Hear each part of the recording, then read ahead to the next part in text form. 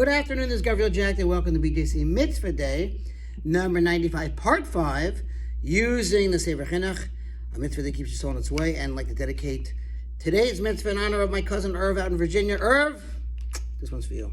We love cousin Irv. We might come and see you because it's very hot here in Houston. Virginia's a lot better, let me tell you. All right, the obligation to build the Holy Temple.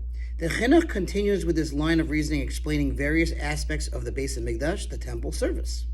Having established this as the reason for the essential matter of building the temple, we are compelled to similarly relate to this very reason the explanation on a basic level of the subject of the sacrificial offerings, of having a designated tribe that performs the service in the temple, the Kohanim of the tribe of Levi. Right? So the Kohanim actually come from the tribe of Levi. Leviim also participate by singing songs, but the Kohanim are the ones who perform the service.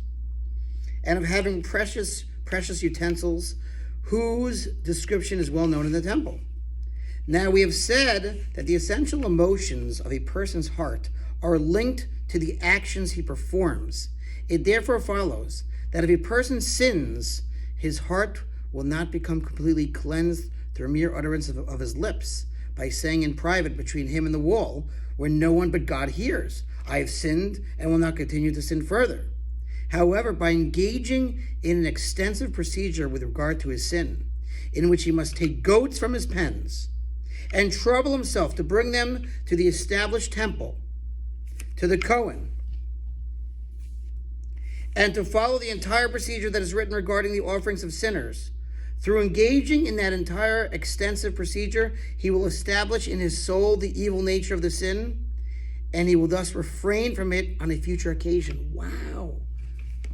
Fascinating. The Chinuch cites a similar explanation. I have found a similar reason offered by the Ramban, Nachmanides of blessed memory, to explain the concept of sacrificial offerings on a basic level. He writes this in the name of others, and the following is a quotation of his language.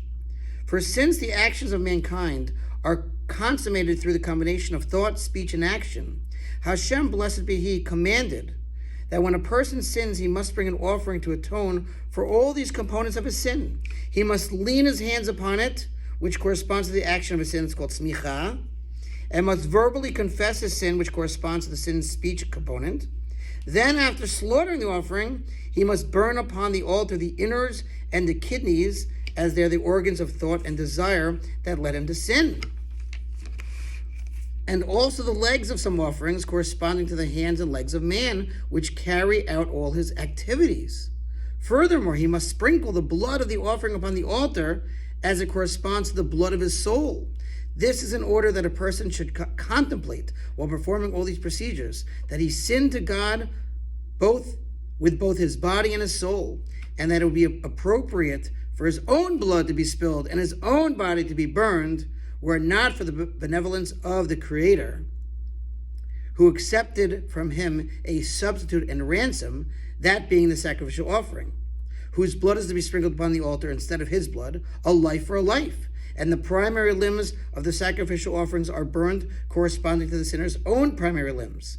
And the remaining meat portions of the offerings are designated to sustain the Kohanim, the priests, who are the ones who teach the Torah to the people, so that they will pray for him. Okay, well, I guess we'll stop here. It's getting late. We will continue with this fascinating explanation, God willing, tomorrow.